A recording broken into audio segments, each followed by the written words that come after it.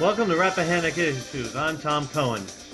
A major technology that some people feel is an economic boon and some people feel is an environmental boondoggle is fracking.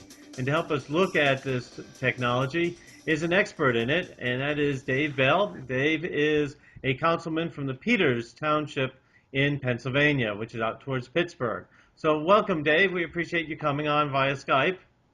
Well, it's very nice to be here. Finally to get together with you and enjoy sharing what I know about it. Oh, well, thank you. So why don't we start off by you describing what is fracking? Okay, fracking is a short phrase for hydraulic fracturing, which involves drilling down into shale layers and then forcing liquid at very high pressure into the shale layer to create fracture zones in the layer to allow gas to migrate through the fractures into pipe so it can be collected. That's the fracturing process. Cool. And when did the process begin? Well, it's actually kind of an old process. Started probably back in 1862 with artillery shells, but it went through in the oil industry.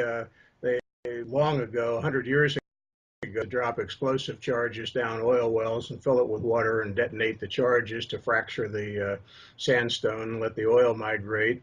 But modern fracking probably began in the 1940s or 50s in Texas, where charges were put down oil wells, same general procedure. But it actually modern fracking, drilling, and hydraulic fracturing began in the 50s in Texas, and has migrated its way northward since then as the technology has evolved. It's necessary when you want to extract gas or oil from very hard rock formations. Oh, and so what is gas shale, and why is fracking so important to try to get that? Okay. Um, Gas shale is actually layers of shale rock that were laid down 2, 3, 400 million years ago in ocean beds, uh, and it has gone through the transformation process of organics to oil and then to gas. Um, there are in this area where I am, there are three major layers of this shale: the Utica layer, which is the deepest; Marcellus Shale, which is on top of that, which is 5 to 9, 10,000 feet deep, and then the Upper Devonian. These are very hard layers of shale, but they contain an awful lot of gas. So if you want to get the gas out of it, you need to create a large number of small fractures or fissures.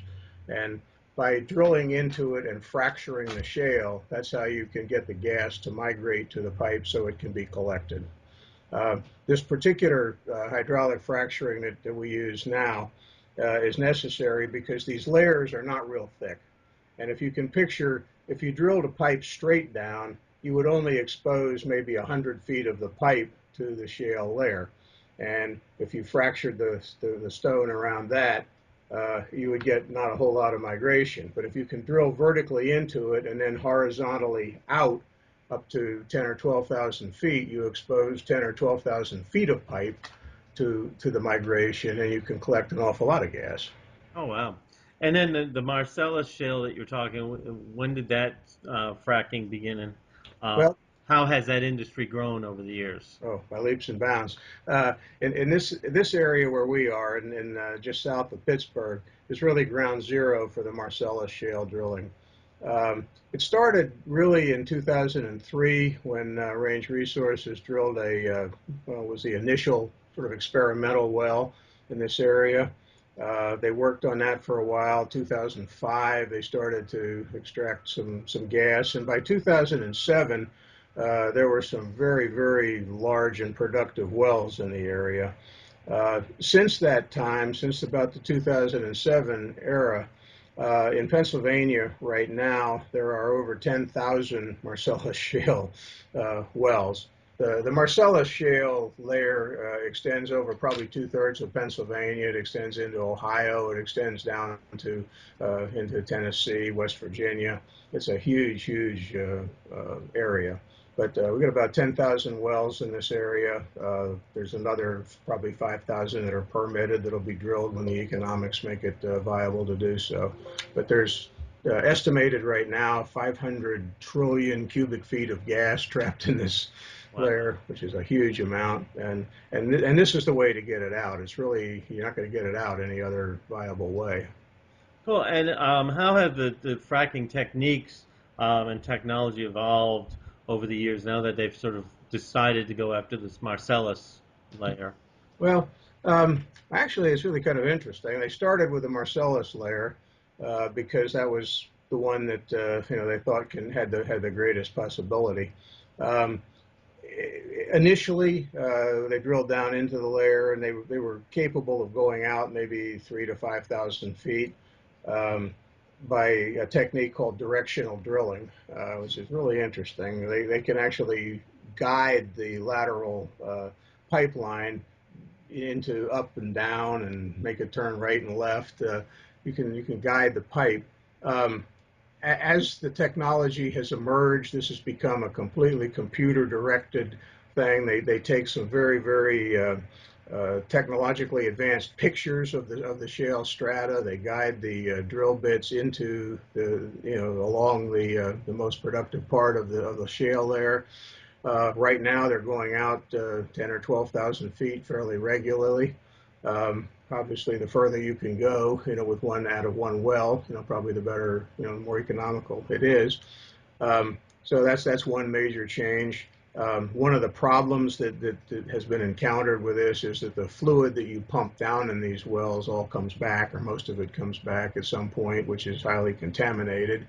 The methods of disposal of this contaminated fluid have changed over the course of time, so that now the majority of it tends to be recirculated, which is an environmental plus. So those things have changed. Drilling techniques have changed. Drilling equipment has changed. The cost of drilling has changed. But now, in addition to the drilling techniques, they're looking at drilling into the Utica Shale layer, which is below the Marcellus by 1,000 or more feet. And so that way, with one well pad, you can now drill into another shale layer. There's another layer on top of the Marcellus, which is called the Upper Devonian, and they're now looking at drilling into that. That was considered possibly not productive at one point, but it turns out that some of the initial wells being drilled there seem pretty productive. All right. So, Well, we're drilling into this issue pretty well, and we have to take a quick break. sure, And after we come back, we'll get into more about fracking. So come back after the break. great.